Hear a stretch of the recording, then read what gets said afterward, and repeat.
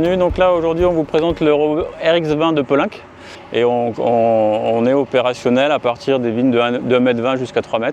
Voilà, donc on est sur un robot qui a été conçu pour être vraiment léger et polyvalent.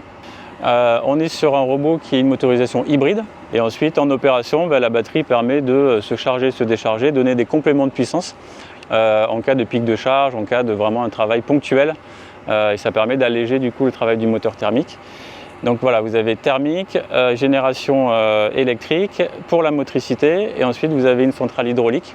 Et ça vous permet d'alimenter le jeu d'outils par à la fois une prise électrique 15 kW et à la fois une prise hydraulique pour alimenter les outils de derrière en 180 bars, 26 litres par minute en fait. Vous avez un cadre porté pour les vignes étroites, donc là il n'y a pas de contact avec le sol, c'est un cadre sur lequel vous pouvez monter vos outils.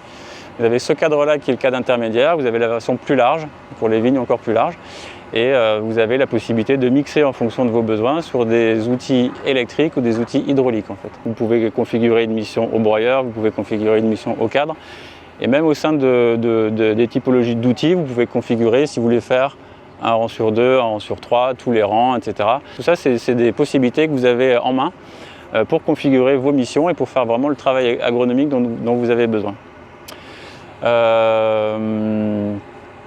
Voilà, ce qu'il faut savoir, c'est que c'est un robot qui, comme il est léger, il consomme assez peu, donc on est à peu près sur du 1,5 litre par heure de travail.